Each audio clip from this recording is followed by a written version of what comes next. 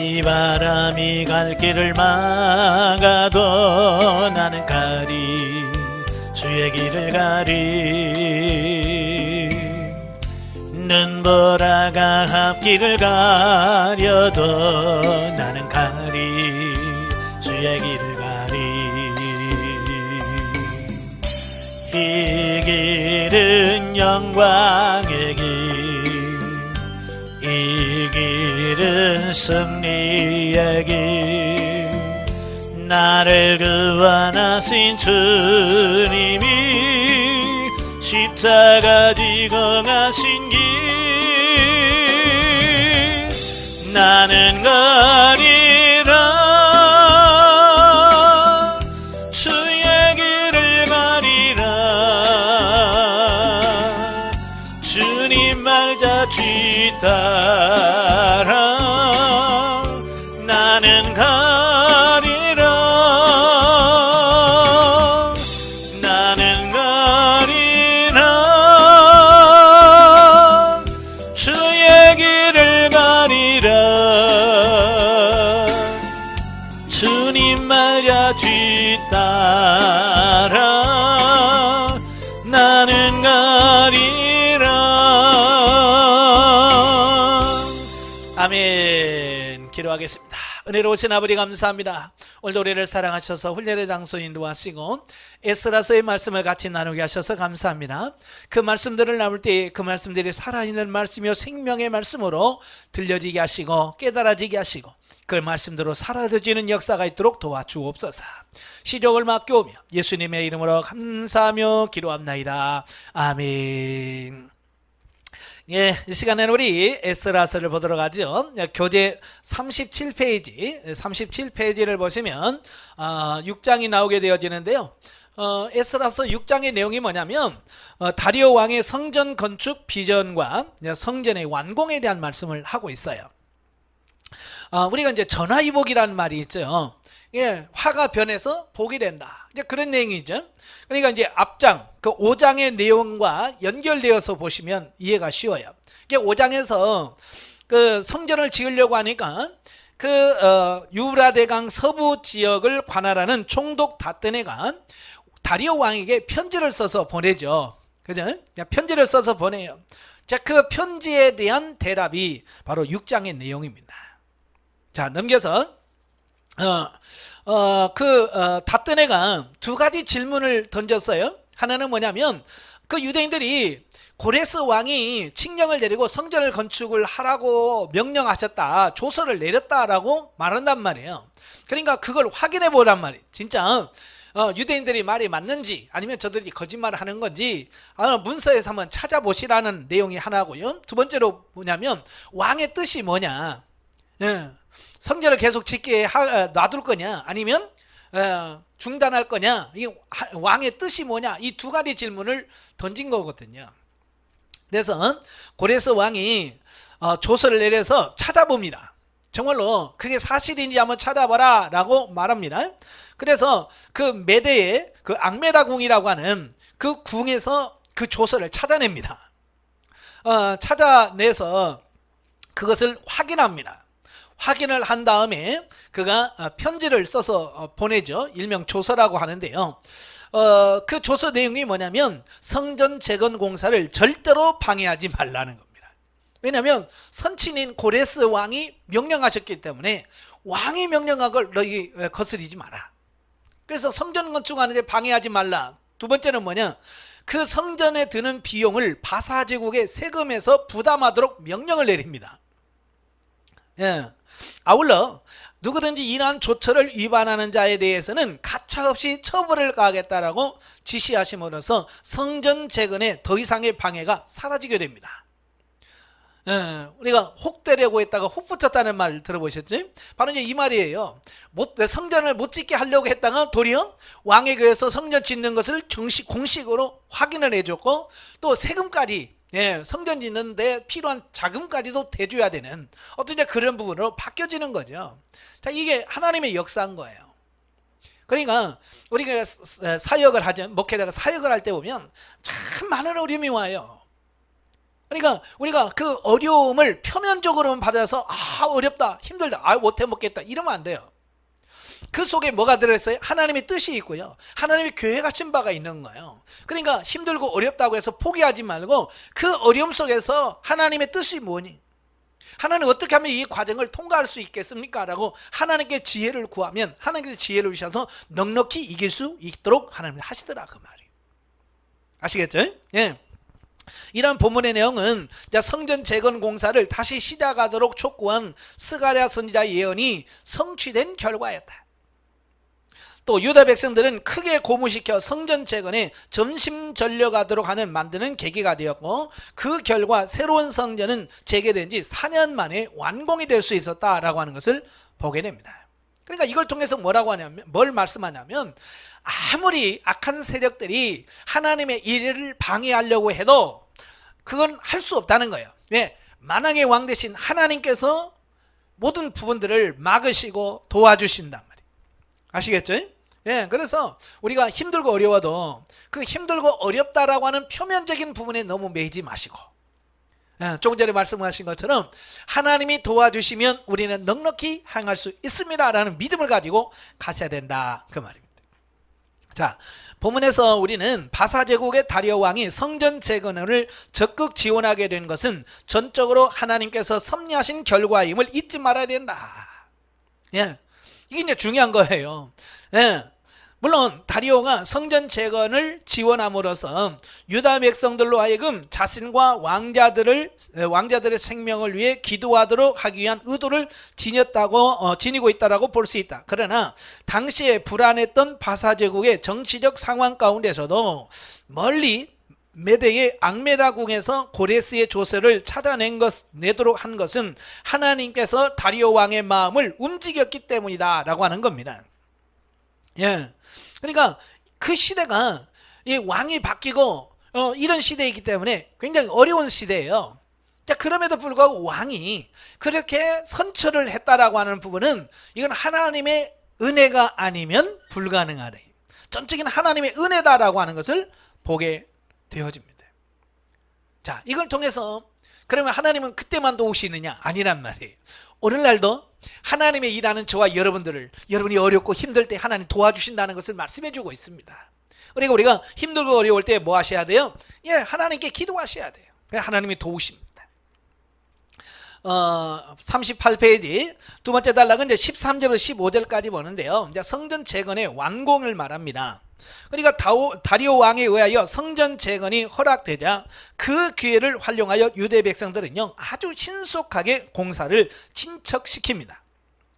예, 그리하여 BC 516년에 새로운 성전이 완공되어지는데요, 스가랴와 학개 선지자의 촉구에 따라 공사를 재개한 BC 520년부터 약 4년, 그리고 바벨론 포로 생활에서 귀환하여 성전 재건에 착수한 536년으로부터 약 20년, 느부갓네살에 의해서 솔로몬 성전이 파괴된 BC 586년부터는 70년 만에 그 성전이 완성이 돼요. 예, 그들이 이렇게 빨리 신속하게 할 수 있었던 것은 뭐냐면, 바벨론의 상황이 그렇게 편하지가 않아요. 예, 그래서 언제 그들이 변할지 모르거든요. 그죠? 예, 그래서 빨리 신속하게 왕의 마음이 바뀌기 전에 빨리 해야 돼요. 또 정권이 바뀌면 또 어떻게 바뀔지 몰라. 그러니까 정권이 바뀌기 전에 빨리 해야 돼. 그래서 서둘러서 4년 만에 완성을 해버리는 거예요. 자, 이걸 보면 그들이 젠자게 했으면 이렇게 빨리 했으면 될 건데, 그죠? 때가 안 됐다고 미루고 20년 만에 성전을 지었다고 하는 거야. 오늘 우리도 마찬가지예요. 서두르면 금방 될 수 있는 것을 우리가 서두르지 못해서 하나님의 일이 이렇게 미루어지지 않는가, 우리 자신 한번 되돌아보셔야 되고요. 한편 다리오의 그 칙령을 받아서 재건 작업이 재개된 성전은 상당히 빠른 시일 내에 완성이 되었는데요, 이는 첫째, 다리오의 공식 허가로 인해서 모처럼 아무런 방해 없이 성전을 재건할 수 있게 되자 총독이나 다리오의 마음이 바뀌기 전에 성전을 완공하려는 백성들의 전력을 다했기 때문이다. 그죠? 참 정치인들은요, 마음이 간사해요. 또 어떻게 바뀔지 몰라. 금방 이랬다가 금방 그랬다 그러잖아요. 예? 그러니까 대선 후보자들 그 공약하는 걸 보면 옛날에 해놓고 내가 언제 그랬냐 그러잖아요. 상황에 따라서 그렇게 바뀌는 거예요. 이 지도자들이라는 게 항상 그런 거예요. 그러니까 이스라엘 사람들 그걸 안단 말이에요. 그러니까 그들의 마음이 언제 바뀔지 모르니까 바뀌기 전에 빨리 하자. 그래서 서두른 거고요. 또 한 번 재건이 중단된 아픔의 경험이 있기 때문에 또다시 겪고 싶어 하지 않은 심리가 많이 작용했을 것이다. 그렇죠? 근데 536년에 시작했다가 바로 멈춰가지고 거의 16년이나 멈췄었잖아요. 성전 없이 16년 동안 신앙생활하면서 그들이 아픔이 있어요. 예. 마냥 편하게만 했겠어요? 아니죠. 나름대로 고민도 많이 했을 거예요. 그러니까 그런 경험이 있기 때문에 또다시 그런 아픔을 겪고 싶지는 않은 거예요. 그래서 기회가 졌을 때 빨리 서둘러서 그 일을 진행하는 이런 모습을 보게 됩니다. 그럼 이제 16절부터 22절까지 오면 성전 봉헌식과 유월절 준수회라는 말씀이에요. 새로운 성전이 완공되자 유다 백성들은요 봉헌식을 거행하고 이어서 유월절을 준수했습니다. 예, 그리하여 솔로몬이 첫 번째 성전 봉헌식 때에 화목 제물을 바친 것처럼 유다 백성들 역시 소와 양을 화목 제물로 바치고 특히 이스라엘 12지파를 의미하는 순염소 12마리를 속죄 제물로 바쳤습니다. 물론 외형적으로는요 솔로몬 성전 봉헌식에 비해서 절대적으로 적은 제물입니다. 그죠? 물론 이제 규모나 모든 부분에서 옛날 솔로몬 성전만 못하지요. 이 화목 제물도 마찬가지고요. 그때 낙성실 때 쓰는 제물만 해도요 솔로몬 때는요 어마어마했어요. 소만 2만 2천 마리를 잡았어요. 2만 2천 마리. 예, 그 뭐 200마리도 아니고 2천 마리도 아니고 2만 2천 마리예요. 그리고 양이 12만 마리나 그 낙성식 때 그 많은 양을 잡았어요. 근데 지금 뭐예요? 순염소 12마리. 그러니까 이 솔로몬 때 드리는 거하고는 비교가 안 되죠. 그러나 이 의식은 특별한 의미가 있는 봉헌식이었다. 즉 성전 재건의 과정에서 분명하게 역사하셨던 하나님의 도우심에 감사하며 나아가 이후로는 하나님께 순종하겠다는 의지의 표현이었던 것이다. 이는 선민으로서 하나님과의 언약을 파기한 이스라엘이 받은 징계로서 솔로몬 성전이 파괴된 것을 회상하며 이대 성전 재건을 통한 언약의 갱신으로 다시 선민 자격의 회복을 선언한 것이라고 할 수 있습니다. 그러니까 이런 의미가 있기 때문에 사실은 제물의 양이 그렇게 중요한 건 아니에요. 왜요? 사실은 하나님께서 배가 고파서 야 소 잡아드려라 염소 잡아드리는 거 아니잖아요. 사실은 하나님께서 그걸 먹어요 안 먹어요? 안 드셔. 소 잡아드린다고 하나님이 받으시고 먹으시고 그런 건 아니거든요. 단지 뭐냐면 그걸 드리는 그 사람의 중심 마음을 보시는 거지 그 재물이 중요한 게 아니거든요. 예, 그래서 하나님은 뭐예요? 그들이 성전을 짓고 하나님과 언약을 갱신함으로 말미암아서 하나님의 선민이라고 하는 그 지위를 회복하게 되었다는 어떤 그런 의미가 낙성식을 통해서 봉헌식을 통해서 다시 드러나는 겁니다. 그러니까 중요한 게 뭐냐면 어떤 재물이나 이런 게 아니라 하나님과 우리와의 관계라는 관계. 아시겠죠? 관계 회복이 무엇보다 중요하다는 것을 의미합니다. 따라서 성전 봉헌식을 거행한 후에 준수된 유월절 행사는 언약을 성실히 지킨 첫 번째 실례이다. 그런데 여기서 우리는 이스라엘 역사에 있어서 신앙 회복 운동이 시작될 때마다 유월절 행사가 준수되었다는 사실을 주목할 필요가 있다. 예, 그러니까 어떤 종교 개혁을 해서 야 우리가 다시 한번 하나님과 관계를 회복해야 되겠다라고 어떤 개혁을 시작을 하면 항시 뭐냐면 유월절을 지키기 시작했어요. 유월절. 특별히 히스기야 왕 때, 히스기야 왕 때에 종교개혁 할 때도 그랬고요.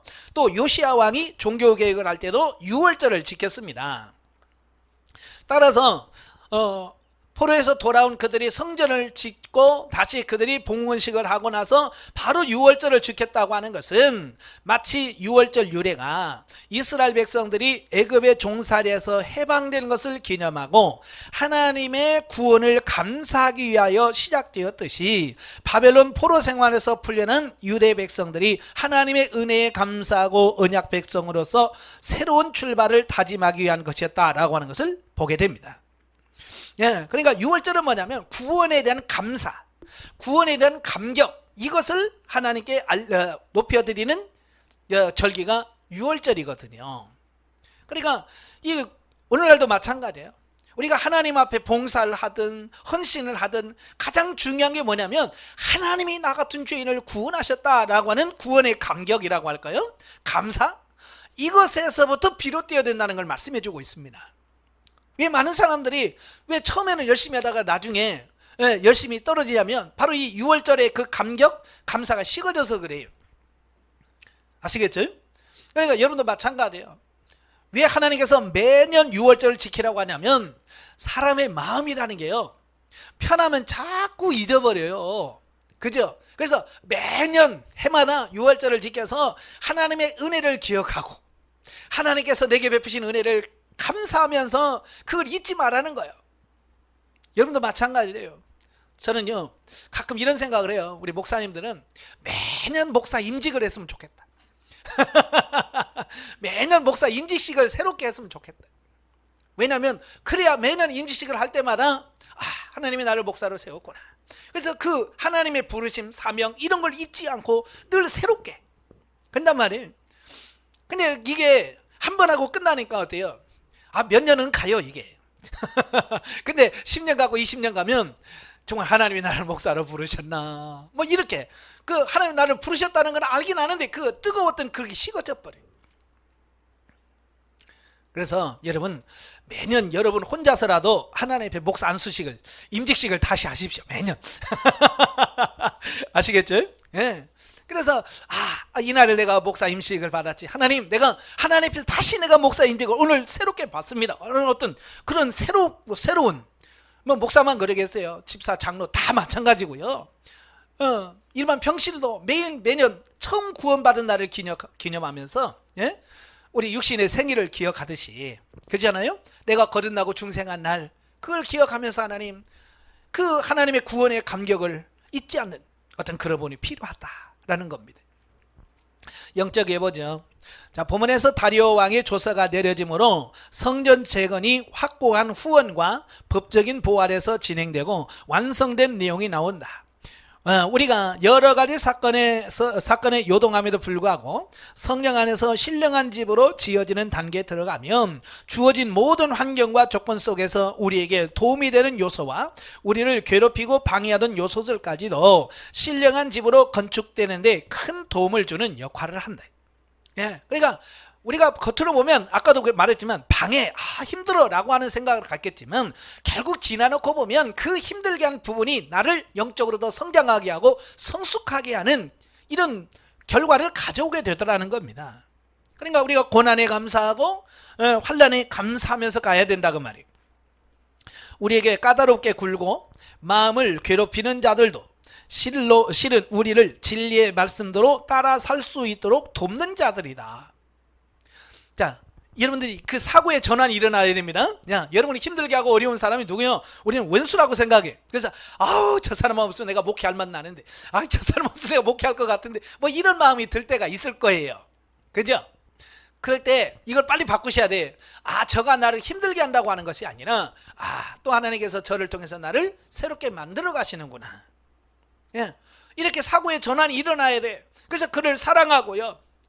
그걸 자연스럽게 받아들일 수 있어야 됩니다. 어느 정도 성장해야 이게 가능해요. 처음에는 그게 안 돼요. 근데 성장을 하면 그게 되더라고요. 이를 인식하고 그들을 오히려 사랑으로 이해하고 관용하며 그들을 진리의 말씀으로 세워줄 수 있는 자로 성장해 간다면 그 속에 하나님의 나라를 누릴 수 있을 것이다. 아멘. 7장으로 가죠. 7장은 학사 에스라의 등장과 2차 포로 귀환 조서의 내용입니다. 1절부터 10절까지 보면 2차 포로 귀환의 지도자인 에스라에 대한 말씀인데요. 자, 지금까지 1장부터 6장까지는 그 1차 포로 귀환과 그들이 성전을 재건한 내용까지 이게 이제 1장부터 6장이고요. 이제 7장부터 10장까지는 그 사이에 58년이라는 시간을 싹 빼고요. 이 2차 귀환 까지 그게 이제 BC 458년이거든요. 그러니까 성전이 완성이 되고 그 다시 그들이 귀환한 할 때까지가 거의 58년이란 기간이 지납니다. 그래서 그 시간이 지난 이후에 오늘 본문 사건이 이어지죠. 한편 본문에서 우리는 2차 포로 귀환을 주도한 것이 본서의 기록자인 에스라라는 사실을 알 수 있어요. 자, 에스라가 누구냐? 그는 제사장 아론의 후손입니다. 정통 유대인 제사장 지파라고 할 수 있겠죠. 그 다음에 율법의 정통한 학사였다. 요즘 말하면 율법 박사라고 할 수 있겠죠. 율법의 정통한 학사였고요. 아울러 에스라는요, 아닥사스다 왕의 신임을 받는 관직에 있던 인물로서 유대 백성들을 지도하기에 충분한 신분과 자격을 구비하고 있었다. 하나님께서 이 에스라를 쓴 이유가 뭐냐면 그가 혈통적으로나 또 여러 가지 어떤 자격적인 능력적인 부분에서 다 갖추었기 때문에 하나님이 그를 부르셨다라고 하는 것을 보게 됩니다. 하나님도 마찬가지. 우리가 하나님이 언제 쓰시느냐? 우리가 자격을 갖추어야 돼. 그죠? 자격을 갖추어야 하나님께서 우리를 사용할 수 있다는 거예요. 그래서 에스라 인도에 따라 유대 백성들이 4개월에 걸친 여행을 거쳐서 예루살렘으로 귀환한 사실을 서술하고 있는데요. 자, 바벨론에서 그 예루살렘까지는 직선거리로 900km입니다. 직선거리로 900km고요. 이게 도로를 따라서 돌고 오면 1500km입니다. 지금도 1500km면 멀어요? 가까워요? 멀잖아요. 우리 전주에서 서울만 가는데 200km 좀 넘거든요. 근데 서울 가라면 여러분 뭐라 그래요? 멀어요 그러죠. 서울 200km 조금 넘는데 그걸 가라고 우리는 멀어요 그러는데 1500km예요. 지금 뭐 차가 얼마나 좋은 차가 많아요. 그래서 금방 가잖아요. 근데 그때는 걸어서 말 타고 나귀 타고 이렇게 가니 얼마나 힘들었겠어요. 1500km나 되니까. 그럼에도 불구하고 그들이 먼 길을 귀환했다라고 하는 겁니다. 근데 그들이 귀환할 수 있었던 비결이 뭐라고 그래요? 하나님의 선한 손에 도우심을 입었다 이랬어요. 하나님의 도우심으로 말미암아 그들이 무사히 돌아올 수 있었다 이렇게 고백하거든요. 자, 한편 에스라가 예루살렘으로 귀환한 것은요, 바벨론에서보다 더 높은 지위를 차지하거나 안락한 생활을 하기 위해서가 아니라 여호와의 율법을 연구하여 준행하면서 율례와 규례를 유대 백성들에게 가르치기 위함이었다라는 사실이에요. 바로 이와 같은 에스라의 태도는 하나님께 영광을 돌리기 위하여 자신을 희생하고 내려놓음의 본보기라 할 수 있다. 자, 우리가 이제 내려놓음이란 말을 자주 쓰죠. 제가 이제 이용규 성대사님이 쓴 내려놓음, 더 내려움, 하나님과 같이 걷기 이 책을 읽어보시라고 권면하는데요. 그 내려놓음이라는 게 뭐냐면 내가 육신적으로 편하게 살 수 있지만 그걸 포기하고 하나님과 더불어 고난받는 걸 내려놓음이라 그래요. 가끔 보면 그래요. 무슨 일 교회에서 일 맡기시면 하기 싫으면 뭐라 그래요? 목사님 내려놓겠습니다. 그런 말 많이 해요. 그죠? 그건 제가 그래요. 그건 내려놓는 게 아니에요. 내려놓는 것이라고 하는 것은 내가 육신이 더 편할 수 있고 쉽지만 하나님을 위하여 고난받기 위하여 이 편한 길을 내려놓는 게 이게 내려놓는 거지. 하나님이라다가 힘들다고 나 이거 내려놓겠습니다. 그건 아닌 거예요. 이건 하나님의 일을 포기하는 거예요. 여러분 내려놓는 거하고 포기하는 것은 분명히 차이가 납니다. 아시겠죠? 사실 에스라는요 바사 제국에서 고위층이에요. 그러니까 어찌 보면 그 바사 제국에 있으면 그는 편하게 살 수 있어요. 그죠? 미래가 보장돼 있으니까.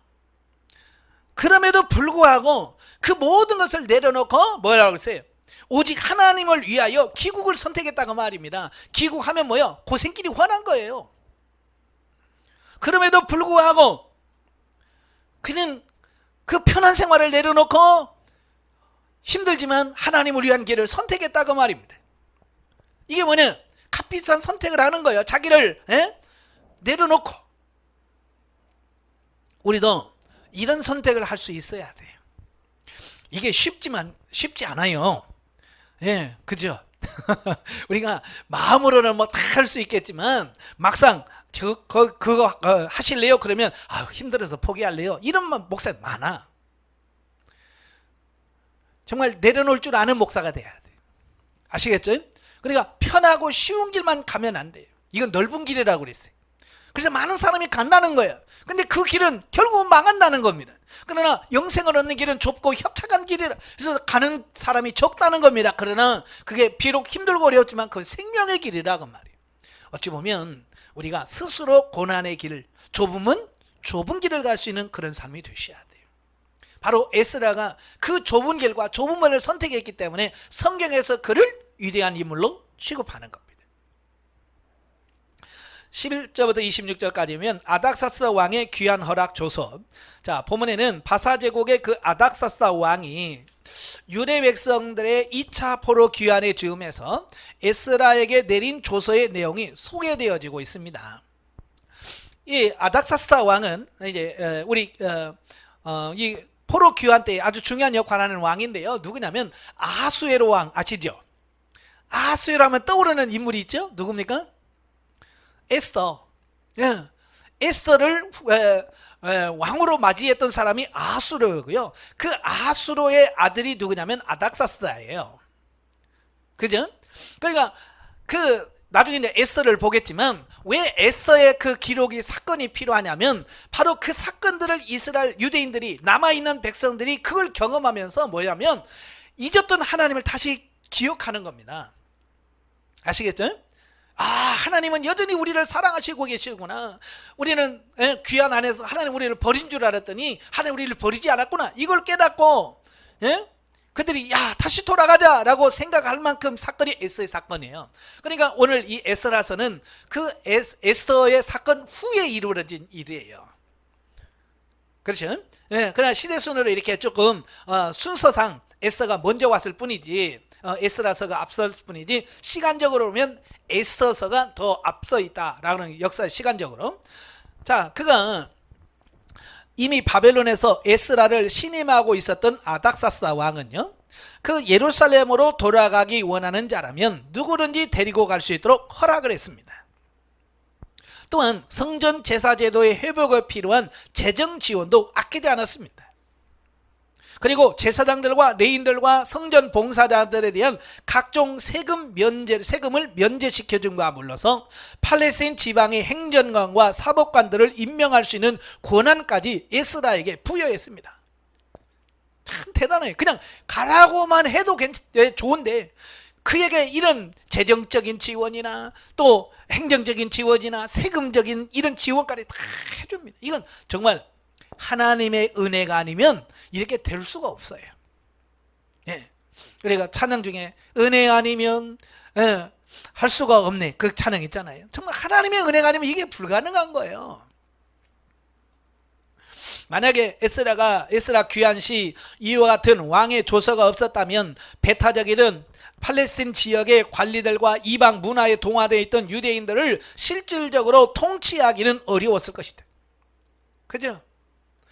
이런 그 왕이 직접 임명을 해서 보내니까 유대인들도 받아들일 수밖에 없고 그 주변에서 늘 이스라엘을 경계했던 사람들도 받아들일 수밖에 없습니다.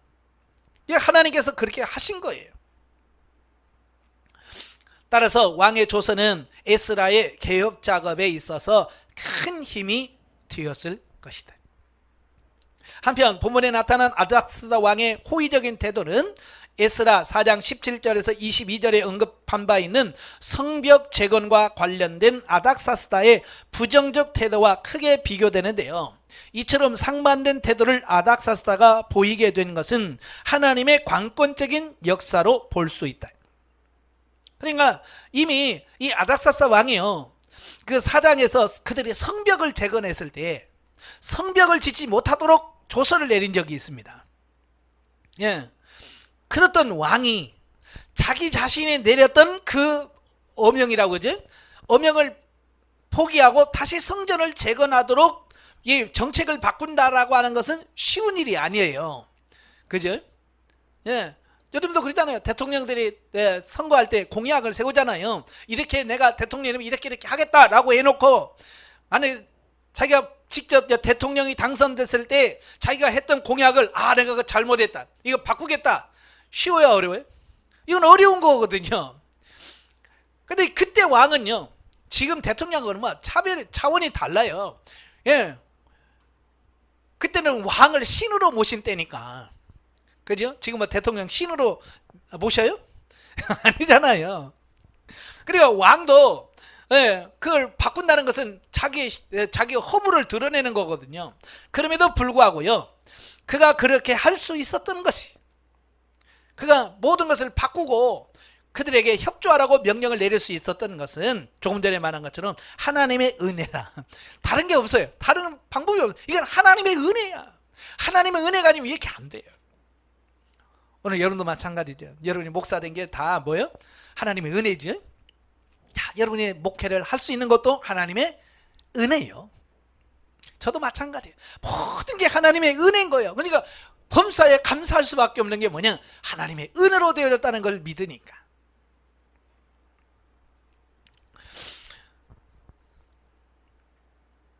즉 아닥사스다가 사마리아의 허위 고소를 받아들여 성벽 재건을 중지시켰음에도 불구하고 여기서는 파격적으로 에스라와 유대인들에게 유리한 조서를 반포하려고 있는 것은 하나님의 역사가 없이는 불가능한 거다. 한편 우리는 에스라의 삶을 통해서 하나님의 말씀에 온전히 순종하며 진실되고 의로운 삶을 영위하게 되면 하나님의 사역에 크게 쓰임을 받았을 뿐만 아니라 불신자마저 감화시킬 수 있다는 사실을 확인할 수 있습니다. 이게 무슨 말이냐면요, 아닥사스다는 자기 아버지 아수에로의 부인이 누구요? 에스더잖아요. 그 영향을 받기는 했지요. 그러나 여전히 그는 자기들의 신이 있어요. 하나님 믿은 게 아닙니다. 자기들의 신이 있고요. 다 그래요. 그런 사람이 그 에스라를 신임하고요, 에스라에게 그런 전권을 줄 수 있었던 것은 뭐냐? 평소에 에스라가 그 왕의 신임을 얼마나 많이 받고 있었는지 이걸 알 수 있는 거예요. 이건 평소에 에스라의 삶이 그렇게 엉망이지 않았다, 이걸 보여주는 겁니다. 정말 진실되고 누가 봐도 신임을 하고 믿을 수 있는 어떤 그런 부분이 되어져야 된다 그 말이에요. 제가 성경을 쭉 보면서 그렇더라고요. 우리가 평소의 삶 속에서 신임을 얻는 게 그리 중요한 거예요. 신용을 얻는 거. 그죠? 부부관계도 마찬가지예요. 부부간에도 아내가 평소에 남편의 신임을 얻어야 그가 뭘 한다고 그러다 그래 하시오 라고 한단 말이에요. 근데 평소에 불신이 주어지면 뭐 한다고 그러면 뭘 할 건데 못 믿으니까 그렇잖아요. 뭘 한다도 불안하죠. 그러니까 평소에 잘하는 게 쉬운 것 같지만 이게 또 어렵다 그 말입니다. 그러니까 에스라가 나 돌아가겠습니다 왕한테 이야기했을 때 왕이 그래 가, 내가 너한테 제대로 이런 돈도 주고 이렇게 할게 라고 말하는 이유는 그가 그게 평소에 왕 앞에서 얼마나 신실하게 살았는가 이걸 보여준다 그 말이에요. 아시겠죠? 그래서 여러분 평소에 잘 살아야 돼요. 아시겠죠? 평소에는 엉망으로 살다가 꼭 아쉬울 때만 가가지고 막 이렇게 하면 안 돼요. 자, 27, 28절에 보면 에스라의 찬양이 나오죠. 아닥사스다 왕의 호의적인 배려로 유다 백성들을 이끌고 예루살렘으로 귀환할 수 있게 된 에스라는 그 모든 일이 하나님의 섭리와 은혜로 말미암은 것이라는 사실을 찬양하게 됩니다. 그래서 본문에 소개되고는 에스라의 찬양 속에는 하나님의 주권과 사랑이 함축적으로 표현되어지고 있고요. 비록 짧은 내용이지만 이스라엘 역사만 아니라 이방인의 역사까지도 하나님께서 주관하신다는 에스라의 역사식이 잘 드러나고 있습니다. 그죠?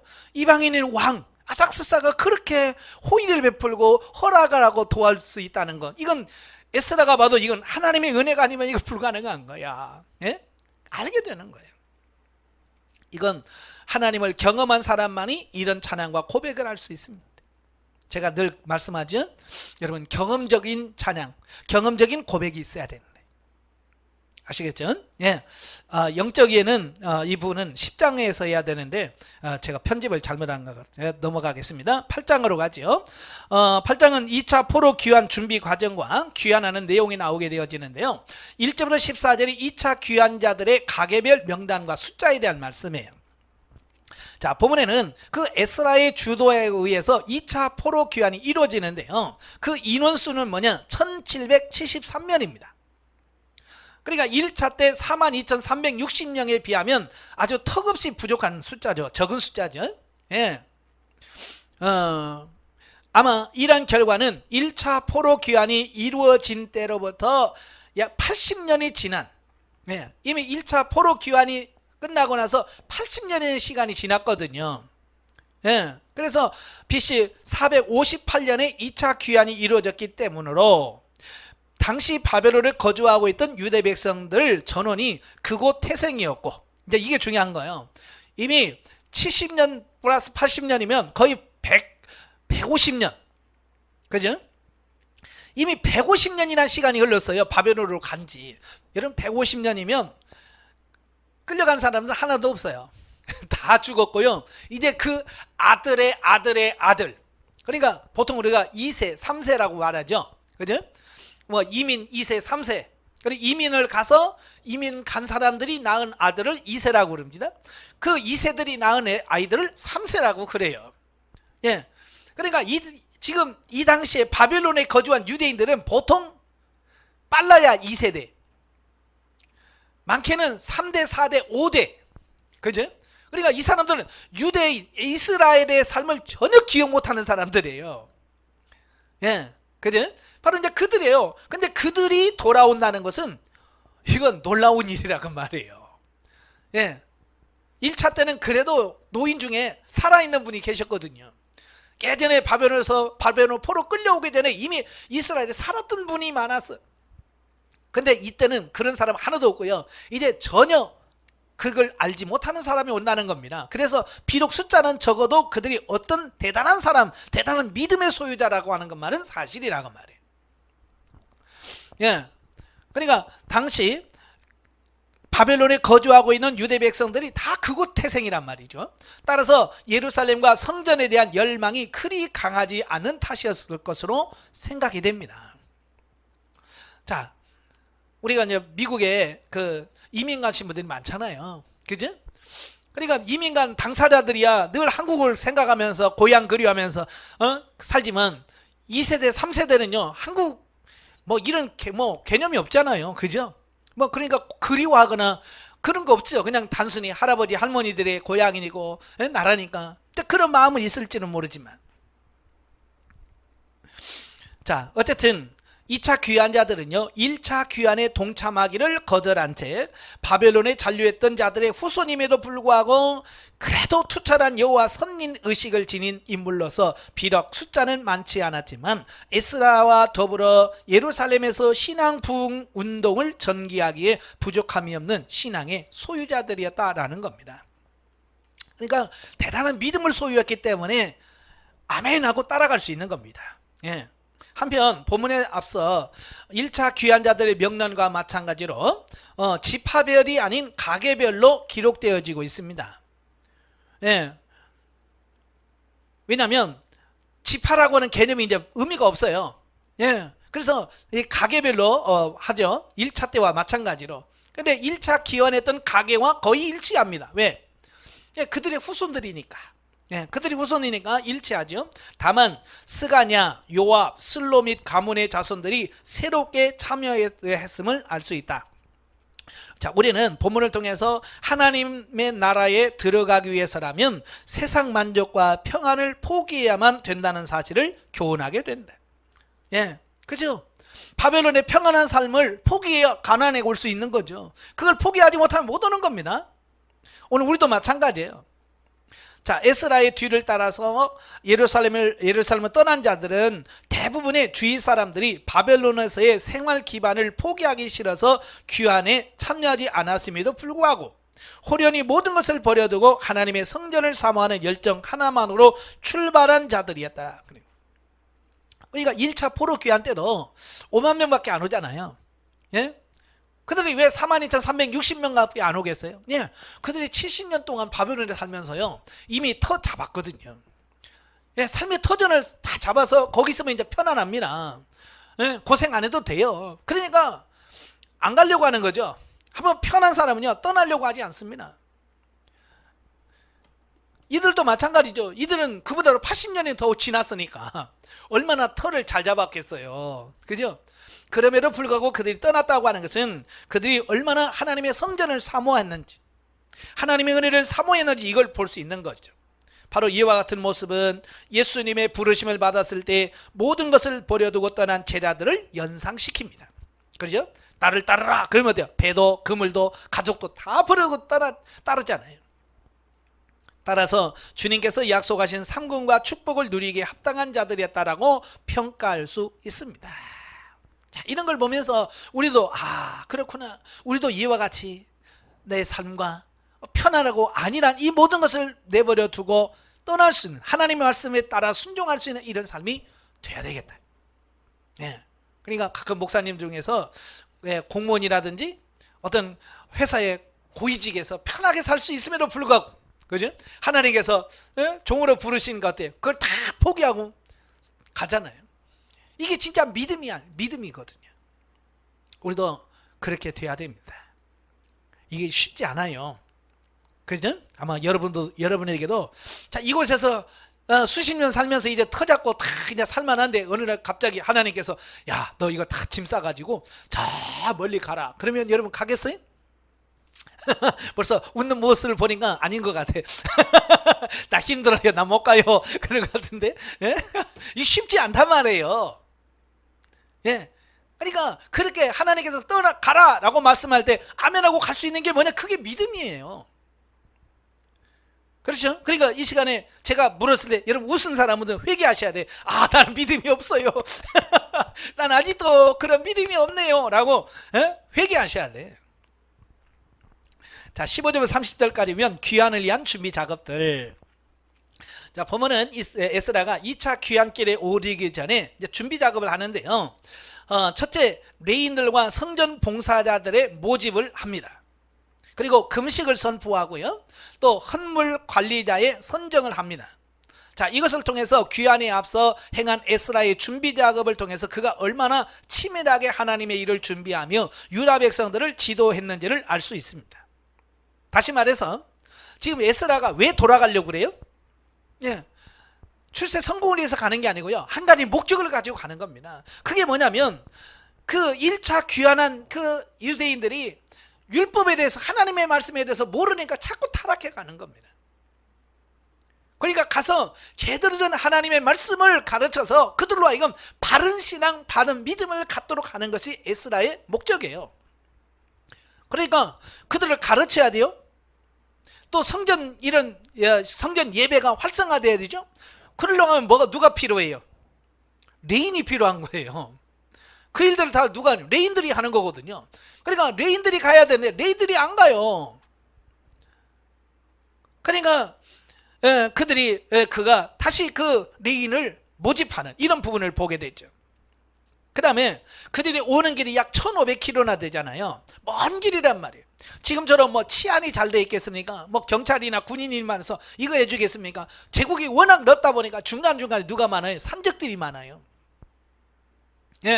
그러니까 이 1500km를 온다는 것은요, 언제 산적을 만날지 몰라요. 도적대를 언제 만날지 모르는 겁니다. 위험한 상황인 거예요. 그래서 그가 하나님이 우리를 도와주셔야만 됩니다. 그래서 그들이 금식하면서 하나님의 도우심을 간구할 수밖에 없었고요. 그래서 또 헌금을 많이 가져오잖아요. 예물 같은 걸 갈고 올라 보니까 돈 관리를 해야 돼. 그러니까 그들을 특별한 그걸 관리할 수 있는 사람을 세우는 겁니다. 결국 이와 같은 에스라의 조처로 인해서 귀한 여행 중간에 직면한 위기를 무사히 넘길 수 있었다. 그러니까 어려움이 없었다는 게 아니라 있었지만 하나님의 도우심으로 말미암아 어때요? 다 무사하게 돌아올 수 있었다라고 그가 고백을 합니다. 그러니까 그들이 그렇게 기도하고 금식한 결과 하나님께서 그들을 보호하셨기 때문이네. 그래서 우리도 꼭 일 터지고 기도하지 마세요. 꼭 일이 터지고 나서 주님 하고 하지 말고 좀 미리미리 에스라처럼 미리미리 하나님 앞에 기도하고 준비할 수 있는 이런 삶이 되셔야 돼요. 자, 한편 1차 귀환 때에도 제사장들에 비해서 레인들의 숫자가 많이 부족했었는데요. 2차 귀환 때도요, 레인들이 단 한 사람도 안 갑니다. 참 그렇죠? 갑시다. 그런데 다른 사람은 가는데요, 정말 가야 될 레인들이 안 움직이는 겁니다. 때문에 에스라가 족장들을 통해서 레위인들을 별도로 모집을 합니다. 예, 이 사실은 바벨론 포로 생활 기간 동안에 자기 직무를 수행할 수 없게 된 레위인들이 대부분 다른 직업으로 전환했기 때문으로 해석됩니다. 그죠? 사실 이 유대인들은요, 레위인들은요, 그 이스라엘 사람들에게 있어서 행정이라든지 예배를 집전하면서 요즘으로 하면 공무원급이에요. 예, 공무원급들이에요. 그러니까 그들이 바벨론으로 포로로 끌려가서도 이스라엘 유대인을 관리하려면 이런 사람들이 필요한 거예요. 그래서 이런 사람들을 뽑아서 어찌 보면 바사 제국, 바벨론 제국의 공무원들을 세운 거죠. 왜냐하면 그들은 글도 알지요. 그죠? 예. 그러니까 그들이 그게 쉬웠던 거예요. 그러니까 이미 그들은 공무원으로서 이제 안정된 삶을 살고 있는 거예요. 그러니까 그걸 포기하고 돌아오면 진짜 사례비도 제대로 받을지 안 받을지도 모르잖아요. 그죠? 예, 레인으로 한다는 것은 사실은 미래가 없는 거예요. 기약이 없어요. 이거 성도들이 11조도 내고 이래야 봉급도 받고 살 수 있는데 이 사람들의 마음이라는 게 그렇잖아요. 그죠? 은혜 받을 때는 막 잘하다가 은혜 떨어지면 그냥 제일 먼저 안 하는 게 11조 안 하고 진짜 이런 거거든요. 참 이게 불안한 거예요. 예, 목회할 때 가장 불안한 게 뭐냐면 이 재정적인 압박이거든요. 그러니까 레위 사람들이 편안한 그냥 때 되면 그냥 월급 착착 나오는 데서 봉사하고 싶지. 그죠? 미래도 없는 데 가서 물론 이제 하나님이 일한다고 하지만 그걸 하려고 하는 사람이 없어요. 그러니까 안 가는 거야. 그래서 아까도 말한 것처럼 바로 그걸 포기하고 온다는 것은 대단한 믿음이라고 하는 거예요. 그래서 이제 그들을 협조를 구하고 그래서 그들을 모집을 해서 출발하게 됩니다. 그러니까 레위 사람들은 이미 안정된 직장을 갖고 있고요. 또 가나안 땅, 그리고 이스라엘 땅은요 아직도 복구도 안 돼 있고 성전만 딸랑 지어졌지 성벽도 없이 맨날 그러니까 어려움 당하지. 그러니까 거기 가서 고생할 생각을 하니까 싫은 거죠. 그래서 많은 사람들이 가는 것을 동참하는 것을 망설였을 것이다 라고 보는 거죠. 그럼에도 불구하고 그들이 왔다는 거예요. 그러니까 그럼에도 불구하고 이 신앙이 얼마나 중요한지 아시겠죠? 여러분도 목회가 편안해서 온 건 아니잖아요. 그죠? 여러분 목회를 하면 편안한 생활, 물질, 풍요 이런 게 다 딱 정해졌기 때문에 온 거 아니잖아요. 여러분 미래가 불투명하잖아요. 그럼에도 불구하고 하나님의 은혜, 하나님이 나를 부르셨다는 사명감 이게 있기 때문에 여러분 온 거 하잖아요. 그러니까 여러분의 믿음이 대단한 거예요. 넘겨서 31절부터 36절까지 보면 예루살렘에 도착한 제2 귀한 자들, 자 에스라의 인도하의 귀한 길에 오른 유대 백성들은요 여행 도중 몇 가지 어려움을 겪었음에도 불구하고 마침내 4개월 만에 예루살렘까지 도착할 수 있었습니다. 1500km 걸어오는데 4개월이 걸렸어. 4개월. 그리하여 그들은 바벨론에서 갖고 온 헌물을 성전에 바쳤고요 번제와 속죄제를 하나님께 드렸습니다. 자, 이걸 보면서 우리가 기억할 게 뭐냐면 기도해도 고난은 온다 안 온다? 기도해도 고난은 와요 안 와요? 예, 와요. 기도하든 안 해도 고난은 오게 되어 있습니다. 그러나 기도한 사람은요 이걸 승리할 수 있어요. 고난을 이길 수 있어요. 극복할 수 있어요. 많은 분들이 기도해도 고난이 오는데 기도 안 해. 이게 아니에요. 기도하든 안 해도 일단 고난은 옵니다. 그런데 기도한 사람은요 그 고난을 넉넉히 이겨갑니다. 그러나 기도하지 않은 사람은요 거기서 무너지는 거예요. 넘어져 버리는 거예요. 여러분도 마찬가지. 제가 평소에 기도를 강조하는 이유가 기도하면 고난이 안 와서가 아니라 어쨌든 기도를 하든 안 하든 고난은 와요. 근데 기도한 사람들은요 넉넉히 그걸 극복하고 이길 수 있어요. 그런데 기도하는 사람은요 그냥 넘어가 버려요. 그래서 기도하시라 그 말이에요. 9장입니다. 자, 9장은 이방인과의 통혼과 에스라의 중보 회개 기도 내용입니다. 1절부터 4절은 이방인과 통혼한 유대 백성들. 보면은 1차 귀환과 성전 재건을 주도했던 스룹바벨과 예수와 제사장이 죽고 난 이후에 이제 유대 백성들의 신앙이 얼마나 무뎌졌고 해이해졌는가라고 하는 부분을 보여줍니다. 그리하여 그들은 율법에 금지하고 있는 이방인들과의 혼인을 거리낌 없이 자행함으로써 하나님의 백성으로서 지켜야 할 영적 순결성을 상실해 가고 있는 상태였다고 말입니다. 참 사람의 마음이 얼마나 간사한지 몰라요. 1차, 2차 귀환할 때 그들이 얼마나 정말 은혜를 사모하고, 그렇죠? 그죠? 내가 하나님의 말씀대로 뜻대로 살아보겠다고 결심해서 왔을까요? 그렇잖아요? 그러니까 그 중에서 바벨론에 200만이 넘는 그 많은 사람 중에서 그래도 믿음 있는 사람이 귀환했어요. 그런데 믿음 있다라고 한 그들도 와서 막상 귀환하고 보니까 어때요? 시간이 지나면서 그 열정이 식어가더라, 그 말입니다. 예. 그래서 타락해 가는 거예요. 여러분도 신학교 다닐 때 다 느끼잖아요. 얼마나 우리 가슴속에서 이 감슴이 뜨거워졌으면 어때요? 신학 가잖아요. 주님의 은혜가 너무 크고 이걸 어떻게 감당할 수 없어서, 그래요, 주님 내가 신학에서 목사가 되어 주의 일하겠습니다 라고 해서 신학을 가잖아요. 근데 어때요? 시간이 점점 가면서 그 뜨거웠던 열정이 지금도 그대로 있던가요? 예, 나 처음 신학교 갈 때 그 뜨거운 열정이 지금도 있다 손 들어봐요. 이거 간직하기 쉽지 않아요. 제가 신학교 들어가니까 그 개강 예배 드리면서 그 목사님이 그런 설교를 하더라고요. 신학교 들어올 때는 목사 신앙 갖고 들어온대. 근데 1학년 한 학년 마치면 장로급으로 떨어진대네, 믿음이. 예. 그다음에 3학년 되면 집사급으로 떨어진대요. 그다음에 4학년 되면 평신도급으로 신앙이 떨어진대. 그다음에 졸업하면 이거 완전히 불신자 수준으로 간다나요? 그냥 해본 소리 아니겠죠.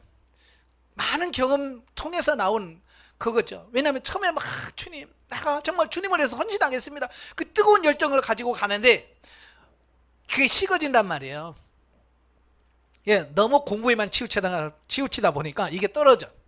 그래서 신학을 하려면 공부도 해야 되지만, 예, 기도하시면서 자기 믿음과 신앙이 식어지지 않도록 하셔야 돼요. 저도 이제 신학교 다니면 꼭 두 정도로 나누더라고요. 공부파, 그 다음에 기도파로 나뉘어요. 그래서 이 기도파들은 공부 안 해요. 맨날 철학기도 하고 그래서 막 공부를 안 해. 이런 사람들은 졸업하고 나서 엉뚱한 소리만 해. 왜? 공부를 안 해서 그래. 공부를 해야 이 신학이 정립이 돼서 말씀도 잘 가르치는데 맨날 기도만 하니까 이게 정리가 안 돼. 그러니까 설교할 때도 정리된 설교를 못 해. 왜? 공부 안 해서. 여러분 공부해야 됩니다. 예, 목사 공부를 해야 돼. 그리고 공부파 이 사람들은 공부만 해요. 그러니까 이건 머리는 되는데 뭐가 없어요? 영역이 없어. 근데 그게 문제야. 그래서 이 둘을 잘 조화를 맞춰야 돼. 공부도 하면서 기도할 수 있는 이런 삶이 돼야 돼. 여러분도 마찬가지예요. 공부와 기도가 같이 가야 돼요. 늘 같이 가야 이게 제대로 된 목회를 할 수 있습니다. 저도 하나님께서 특별하게 저도 많이 훈련을 받게 하신 게 뭐냐면, 공부는 공부대로 하지만 기도 훈련을 쉬지 않고 하게 하셨어요. 네. 쉬지 않고 기도하게. 신대원 다닐 때도 기숙사에서 2년을 보냈는데, 저희는 이제 한 방에 4명씩 자요. 4명씩 기숙하게 돼 있는데, 저희는 4명이 마음이 잘 맞았어요. 그래서 저녁 9시가 딱 되잖아요. 막 숙제 얼마나 많은지 몰라요. 막 몇 번 쓰고 막 가다가 9시 딱 되면 그냥 볼펜 딱 놓고 옷 딱 입고 산에 올라갔어. 산에 올라갔어. 그래서 9시부터 기도하는 겁니다. 어쨌든 1시간, 2시간씩 기도하고. 그래서 기도하고 내려오고 다시 공부하고 그랬어요. 그러니까 기도를 쉬지 않았어요. 저는 그게 너무 감사한 거예요. 이게 하나님께서 그렇게 하셨고 도우셨다고 하는 거. 예. 근데 그 동역자들 지금 신실하게 목회 잘해요. 예. 자, 이렇게 이 공부와 기도가 같이 가야 된다는 거 꼭 기억하시면 좋겠습니다. 예. 그러니까 이들이 오긴 왔지만 이제 그 신앙이 다 식어져 버린 거예요. 그래서 성경에서 이방인과 결혼하지 말라. 그런데 이제 그것도 그냥 안 지키는 겁니다. 이런 사실을 보고받은 에스라가 크게 애통하면서 드디어 종교개혁과 신앙 부흥운동을 일으킵니다. 한편 에스라 시대에 문제가 된 이방인과의 혼인은 출애굽기 34장 15, 16절과 신명기 7장 1절과 5절에서 명백하게 금지한 내용이에요. 이방인과 통혼하지 마라. 이는 그들의 가증한 우상 숭배 풍습에 이스라엘 백성들이 물들지 않도록 하기 위한 조처였습니다. 다시 말해서 우상을 숭배하는 자들과 혈연 관계를 맺게 됨으로써 필연적으로 손상당하게 될 여호와 신앙의 순수성을 사전에 보호하기 위해서 이방인들과의 혼인을 엄격히 금지시켰다라는 겁니다. 자, 여기서 이제 우리가 기억할 것은 이방인과의 혼인 금지할 때요, 혈통적인 이방인일까요? 영적 이방인일까요?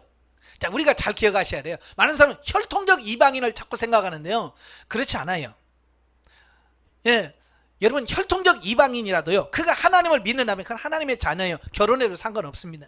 문제는 뭐냐면 영적, 그러니까 하나님을 믿지 않는 이방인들과 결혼하는 게 문제가 되는 거예요. 자, 물론 혈통적으로 이방인이라 할지라도 여호와 신앙을 고백하고 언약 공동체의 일원이 된 자들과의 혼인은 문제되지 않는, 아시겠죠? 혈통적으로 가난이라도 그가 하나님 여호와 신앙으로 개종해서 하나님 믿는 사람은 절대 문제가 안 돼요. 그럼 문제는 뭐냐? 그냥 이방인으로서 우상을 숭배하는 그 상태에서 그냥 개종도 안 하고 그냥 들어오는, 결혼하는 겁니다. 이게 이제 문제가 되어지는 거예요. 자, 예수님의 족보에 등장하는 라합이나 룻 같은 인물들이 바로 여기에 해당되는 거예요. 다 이들은 누구예요? 가나안 족속들이에요. 이방인이에요. 그럼에도 불구하고 하나님께서 그들을 썼어요. 어찌 보면 라합이라든지 룻 같은 사람은요, 이스라엘 사람들보다 믿음이 더 좋아. 이게 중요한 거예요. 혈통적으로는 이방이었지만 영적으로 보면요, 어찌 보면 유대인들보다 훨씬 더 나은 믿음을 가지고 있었어요. 그래서 성경에서 그들 문제 삼는 거 봤어요? 안 삼았어요. 그러니까 혈통적 이방인이냐 영적 이방인이냐, 이게 중요한 겁니다.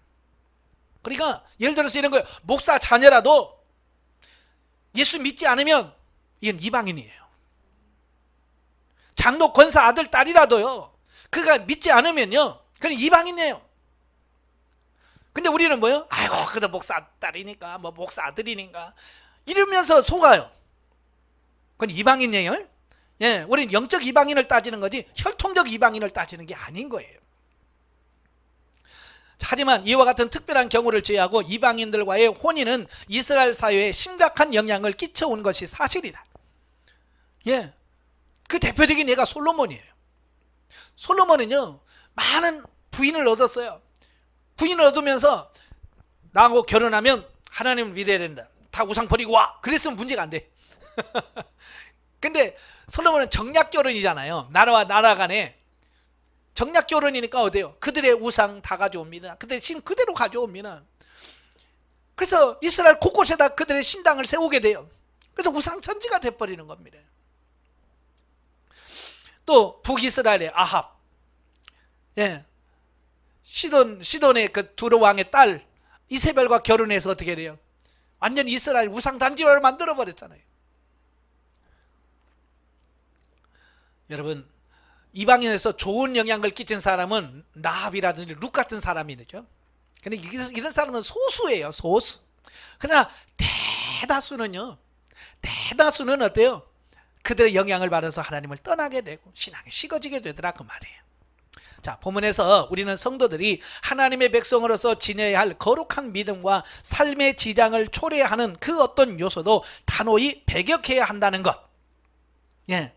또 영적 지도자들은 백성들의 죄악과 불의를 보고 자신의 옷을 찢고 머리털과 수염을 뽑으면서 하나님께 통해야 했던 에스라처럼 의분을 느껴야 하며 성도들의 범죄를 자신의 범죄처럼, 범죄하는 것처럼 여기며 통해야 함을 교훈해주고 있습니다. 여기서 그런 상황을 맞이하는 그 에스라의 모범적인 삶을 보여줘요. 오늘 저와 여러분들이 우리의 교회 안에 이런 일이 있을 때 과연 우리도 어떻게 해야 될 것인가, 이걸 보여주는 겁니다. 예, 많은 목회자들이요, 성도들이 잘못하면 책망을 합니다. 그러면 되냐? 안 된다, 책망을 해요. 그러나 에스라처럼 그걸 내 문제로 여겨서 정말로 자기 머리털을 쥐고 수염을 뜯고 정말 앉아서 금식하며 통회하는 목자가 있느냐? 이게 중요한 거예요. 우리가 목사로서 강대상에서 그건 안 됩니다, 저주받습니다 라고 책망을 할 수는 있어. 그건 쉬운 거예요. 그러나 정말 그들의 아픔을, 그들의 죄악을 내 죄악으로 여기고 내 아픔을 여기고 기도하는 이런 지도자는 드물어요. 저와 여러분들이 바로 그런 목회자가 돼야 돼요. 아시겠죠? 자, 5절부터 15절까지 보면 에스라의 회개 기도입니다. 유대 백성들의 범죄에 대한 하나님 앞에서 온종일 통회하던 에스라는 드디어 저녁 제사를 드릴 때가 되자 회개의 기도를 하기 시작합니다. 그러니까 처음에는 기가 막혀서 기도가 안 나오는 거예요. 예. 근데 저녁 소대 드릴 때는 그때가 이제 기도가 되어지는 겁니다. 이 에스라의 회개 기도 내용 중에서 무려 21회나 21번이나 우리라는 복수 1인칭 대명사를 사용합니다. 사실 이방인과 결혼한 사람이 에스라예요, 다른 유대인들이에요? 네, 다른 유대인들이에요. 에스라는 상관없어요. 왜? 자기는 이방인과 결혼 안 했거든요. 그럼에도 불구하고요, 에스라는 뭐예요? 우리라는 표현을 써요. 이 공동체, 연대의식, 이걸 가지고 있다 그 말이에요. 오늘 이게 중요한 겁니다. 오늘날 우리 교회 신앙생활 하시는 우리 교회 성도들이 다 이 공동체 의식이 필요한 거예요. 우리 한국교회가 너무 개교회 중심, 개인 중심으로 흘러가는 게 지금 문제라고 할 수 있어요. 예, 그래서 우리는 개교회 중심, 어떤 개교회 중심, 개인적인 어떤 신앙이 아니라 이렇게 공동체적인 이런 연대의식을 가질 꼭 필요하다는 거 꼭 기억하시면 좋겠습니다. 예. 이스라엘 동족에 대한 연대의식이 얼마나 강했으며 이스라엘 공동체를 위한 에스라의 기도가 얼마나 간절했는지를 알 수 있다. 예. 사실은 우리가 중보 기도할 때 제일 중요한 게 뭐냐면 연대의식, 그 사람이 나와 하나라고 하는 이런 의식, 이게 굉장히 중요합니다. 특별히 중보 기도할 때 마찬가지예요. 우리가 다른 사람을 기도할 때 하나님 누가 그렇대요, 하나님, 이렇게 꼭 남 얘기하듯이 할 때가 많아요. 그죠? 그런데 이제 남 얘기하듯이 아니라 내 얘기하듯이. 그래서 여러분들이 이래 누구를 위해서 기도할 때 그분의 마음을 나에게 덧입혀 주세요라는 기도를 하셔야 돼요. 예, 그분의 마음이 나에게 덧입혀 주세요라고 딱 하면 그분의 마음이 그대로 나에게 덧입혀져요. 그러니까 그가 얼마나 힘들어하는지, 그가 얼마나 고통스러워하는지가요, 기도한 순간에 나에게 확 와요. 그 순간 뭐가 되냐? 내 문제가 아니에요. 그 사람의 문제가 아니라 내 문제가 돼버려요. 그 아픔이 내 아픔이 됩니다. 이게 참 중요한 부분이에요. 그래야 진짜 눈물로서 기도할 수 있습니다. 본문의 내용을 좀 더 살펴보면 첫째, 죄에 대한 고백 6절 7절, 하나님의 은혜에 대한 감사 8절 9절, 율법에 근거한 구체적인 회개가 10절부터 16절로 이렇게 나옵니다. 자, 이와 같은 에스라의 기도는요, 느헤미야나 다니엘의 기도와 매우 유사합니다. 율법의 행위로 하나님 앞에서 의롭다고 인정받을 수 있는 자는 전혀 없다는 교훈을 일깨워 줍니다. 그렇죠? 1차 귀환했다고 해서 뭐 깨끗하고 2차 귀환해서 깨끗한 건 다 죄인이야. 목사라고 뭐 낫고 장로라고 덜하고 그렇지 않습니다. 세상 사람들은 다 똑같아요. 다 죄인이에요. 이처럼 에스라가 하나님의 의로우심을 찬양하면서 한 사람도 감히 주님 앞에 서지 못하겠노라고 고백한 것은 인간의 전적 타락과 무능력에 관한 바울의 탄식을 연상시킵니다. 사실 우리 죄에 대해서 자유로운 사람 아무도 없잖아요. 그죠? 다 죄인이기 때문에. 자, 영적에 봅니다.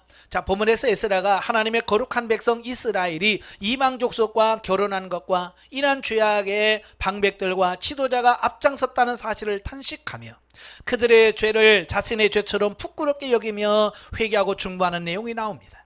하나님은 백성들의 죄악으로 진노하셨다가도 그들을 긍휼히 여기십니다. 그럼에도 패역한 백성들은 그의 교훈을 잊고 하나님의 뜻을 거역한 것입니다. 에스라는 이러한 죄의 방백들이 동참했다는 사실을 더욱 분개합니다. 예, 지도자가 앞장서서 모범을 보여야 되는데 이 지도자들이 어때요? 더 죄에 앞장서는 이런 모습을 보면서 더 가슴 아파하는 거예요. 이스라엘 백성들의 죄는 늘 오래 참으심으로 긍휼을 베푸시는 하나님의 은혜를 저버리고 자기의 뜻대로 사는 우리들의 연약성을 보여준다. 그리고 백성들의 죄를 회개하는 이 에스라를 통하여 죄 현장에서 하나님의 뜻에 합당해 사는 성숙한 자의 태도를 보여주고 있습니다. 본문에서 우리는 하나님의 심정으로 다른 영혼의 죄와 고통을 함께 지고 중보하며 언제든지 우리도 연약하여 범죄할 수 있는 자임을 깨닫고 우리 자신을 돌아볼 수 있는 자가 되어야 한다는 영적 교훈을 줍니다. 그러니까 나만 아니면 돼, 나만 깨끗하면 돼가 아니에요. 물론 나도 깨끗해야 되겠죠. 그러나 여러분의 교회, 또 이 땅에 있는 교회가 바르게 살아야 진짜 바르게 되는 겁니다. 나만 의로워서는 안 돼요. 자, 마지막 10장입니다. 온 이스라엘 통회와 에스라의 개혁운동 1절부터 5절 유대 백성들의 회개입니다. 하나님 앞에서 통회하고 회개하는 그 간절히 중복이라는 그 에스라의 모습을 보고 백성들이 어때요? 감동을 받는 거예요. 예. 그들의 잠자던 영혼이 깨어나는 겁니다. 그래서 그들로 하여금 회개 동참하게 만들어요. 이게 뭐냐? 지도자의 솔선수범이 얼마나 중요한지 몰라요. 말만 해서는 안 돼. 지도자는 앞에서 여러분 기도하세요, 그러면 안 돼요. 내가 기도를 해야 돼. 본을 보여주는 겁니다.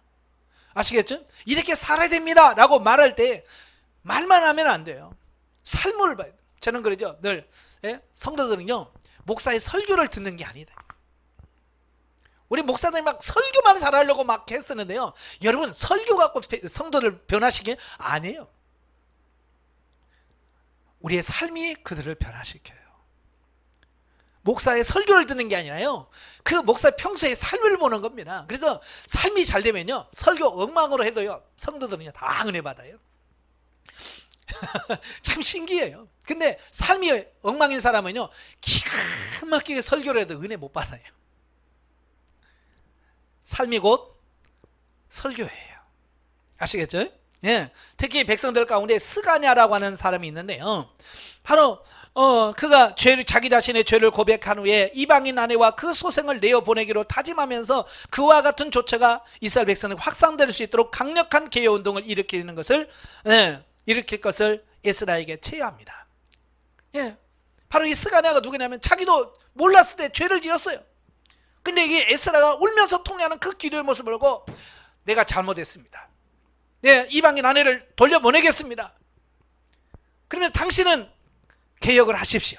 내가 적극적으로 돕겠습니다. 이렇게 적극적으로 후원하는 동역자가 생겼다고 말이에요. 그러니까 에스라가 혼자 할 때 얼마나 힘들겠어요. 그런데 이런 스가냐 같은 이런 지도자들이 있단 말이에요. 그러니까 에스라가 강력하게 개혁을 할 수 있었던 것은 이런 스가냐 같은 사람이 있었기 때문에 그래요. 오늘 우리도 마찬가지죠. 여러분의 교회 성도 중에서 여러분을 강력히 밀어주고, 강력히 이걸 해줄 수 있는 이런 성도가 필요한 거예요. 자, 예를 들어서 여러분이 이 시대에 정말로 기도해야 됩니다. 그럴 때 목사님 같이 기도합시다, 이런 성도가 있어야 돼.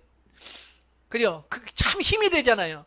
근데 기도합시다 그러면 요즘 시대 무슨 기도가 필요해요 목사님, 이러면 전부 다 그러면 이거 아무리 목사가 하려도 안 돼. 이런 동역자가 필요하면 이렇게 동역자를 위해서 기도하셔야 돼요.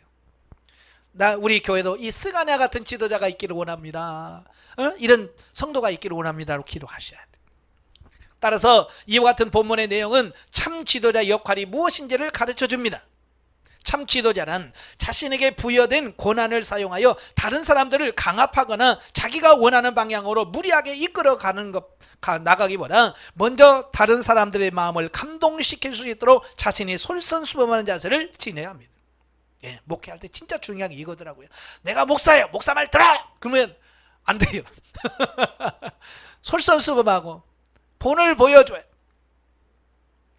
그렇게 할 때 진정으로 다른 사람들이 자발적인 지지를 이끌어낼 수 있고 결과적으로 무슨 일이든 훨씬 더 쉽게 마무리할 수 있는 법입니다.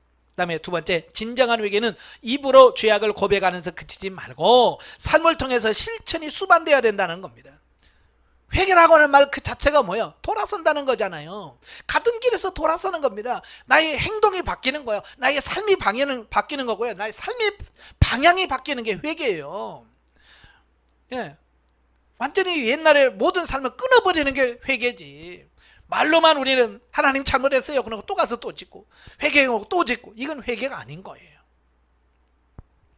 6절부터 15절에 보면 개혁을 위한 총회 소집, 스가냐의 건의를 받아들여 온 백성들을 대상으로 개혁운동을 실시하게 하기로 작정된 에스라는요, 백성들을 다 소집합니다. 다 모여. 그러니까 3일 만에 다 모였어요. 예. 그래서 에스라가 이방 여인들과 혼인한 그들의 죄악을 지적하면서 즉시 하나님 앞에 회개하고 이방 여인들과의 관계를 청산하도록 촉구합니다. 예.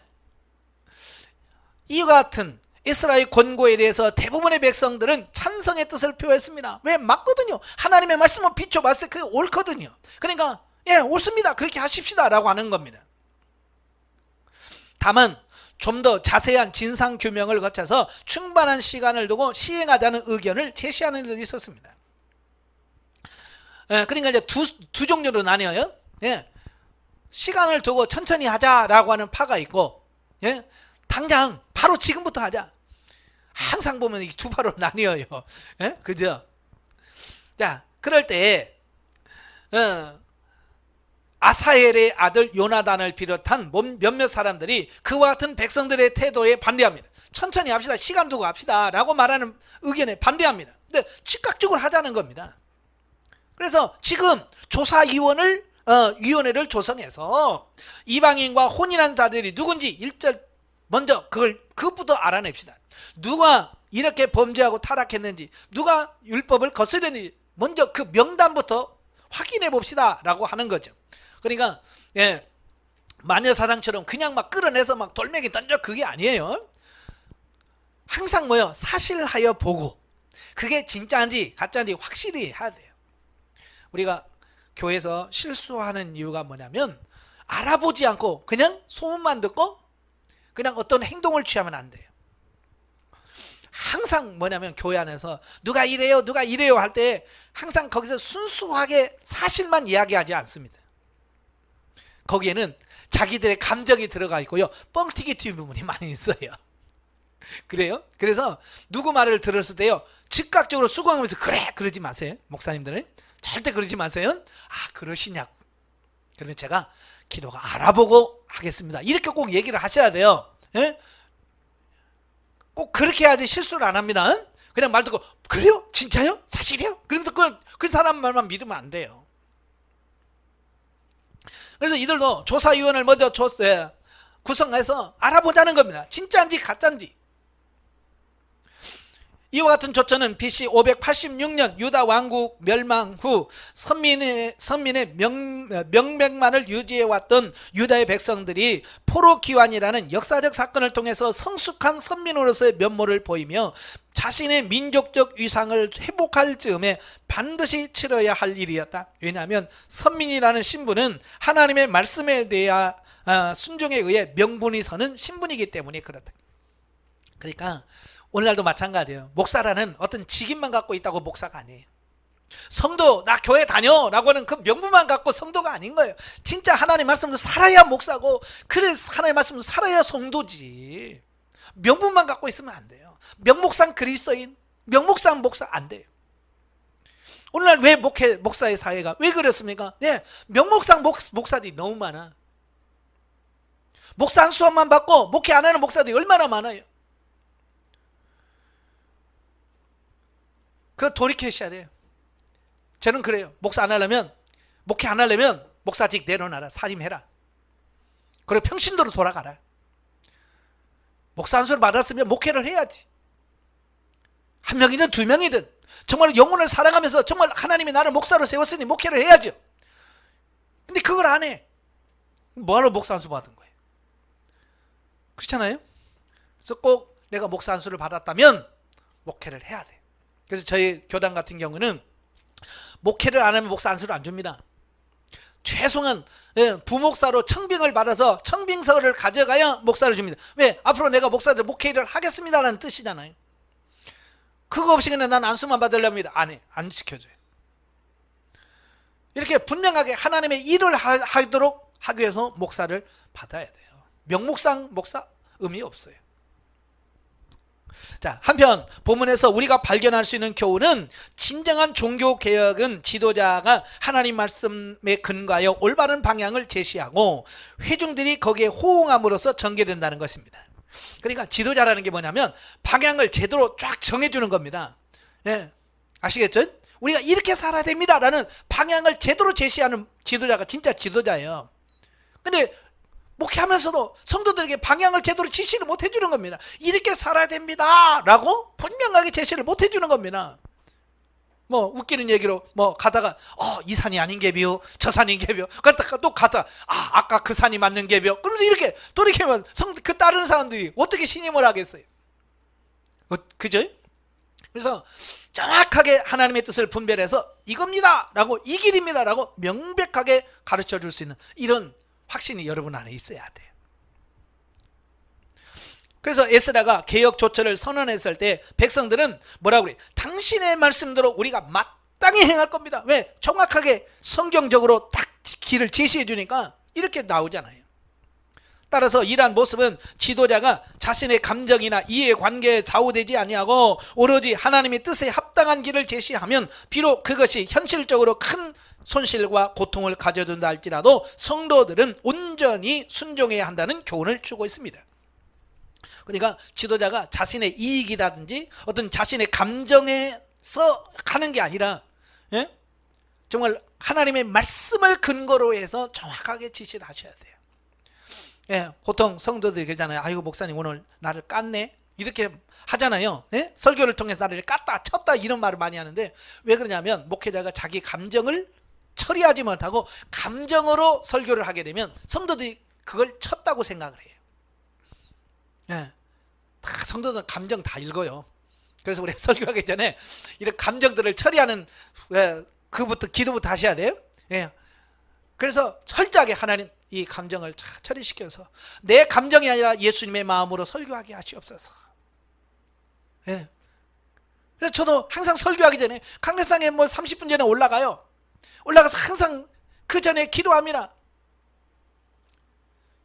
그때 무슨 기도합니까? 하나님 뭐 능력 있는 말씀 전하게. 그게 아니에요. 내가 일주일 살면서 내 감정이 혼탁했던 내 감정이 처리되었어. 예수님의 감정으로 이 하나님 말씀으로 선포할 수 있게 해주세요라고 기도하셔야 돼요. 근데 그 감정이 처리되지 않으니까 화나면 막 설교 시간에 막 얼굴이 불그락 해서 막 설교를 하는 거예요. 그래서 성도들이 그 설교는 이거 또 오늘 또 무슨 일이 있었나?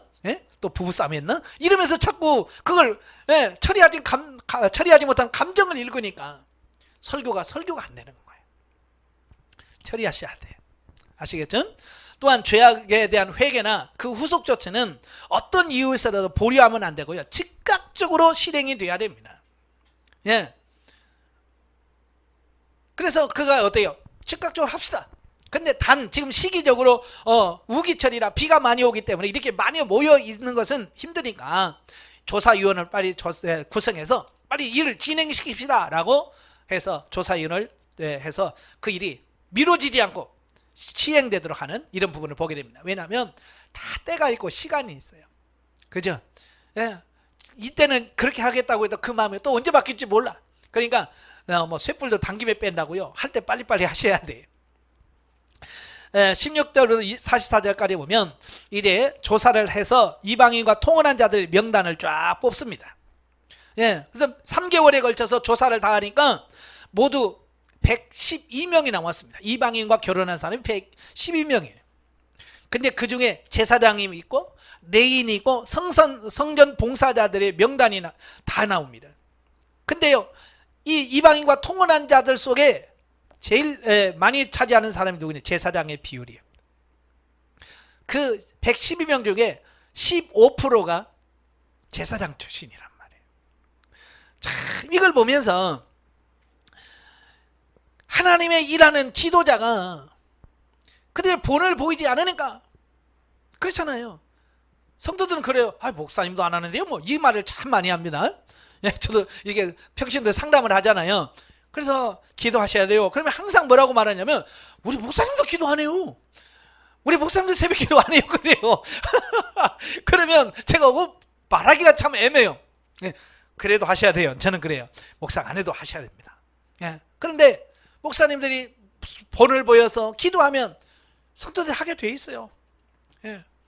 좋은 면에서 항상 본을 보셔야지 이렇게 나쁜 면에서 본을 보이면 안 되겠죠. 예?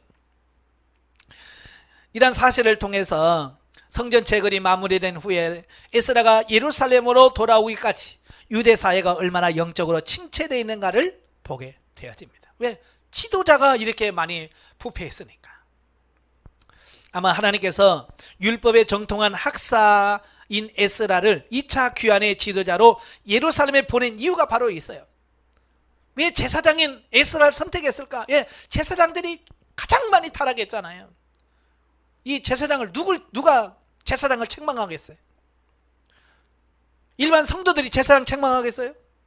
책망한들 그들이 듣겠어요? 안 듣죠. 그래서 하나님께서 학사 겸 제사장이면서 권위를 갖춘 그를 보내준 겁니다. 그래서 그들을 타락의 길에서 돌아오도록 만드신 겁니다. 예. 그래서 그 신앙 열정을 상실한 채 타락의 길로 나가 있는 유대 백성들을 대상으로 개혁운동을 일으킴으로써 언약 공동체의 순수성을 회복하도록 만들었다. 오늘 저와 여러분을 이 훈련시키시고, 여러분 목사님을 왜 훈련을 시키겠어요? 예, 지도자가 바로 변해야 교회가 새로워질 수 있기 때문에 그렇습니다. 제가 평신도를 해보니까 그렇더라고요. 한계더라고, 한계. 그냥 목회자가 바뀌면 교회가 바뀌잖아요. 그래서 제가 늘 비전을 품고 목회자 영성훈련에 신경을 많이 쓰는 이유가 바로 그런 거예요. 예, 여러분들도 지도자가 바르게 서서 하나님의 바로 서길 바라요. 지도자는 본을 보여주는 겁니다. 예, 기도의 본, 섬기는 본, 다 이런 거 본을 보여주고 성도들에게 따라오라고 할 수 있어야 돼요. 그런 목회자가 되길 바라요. 기도하겠습니다. 하나님 아버지, 오늘 에스라서를 보면서 참 많은 교훈을 받습니다. 참 지도자가 바르게 살아야 소망이 있습니다. 우리를 지도자로 세웠습니다. 우리 지도자로서 온전한 사명을 잘 감당해내는 우리가 되어지게 하옵시며, 모든 이들에게 본이 되는 우리가 되어지게 하옵소서. 예수님의 이름으로 감사하며 기도합나이다. 아멘. 하나님께 온누립니다.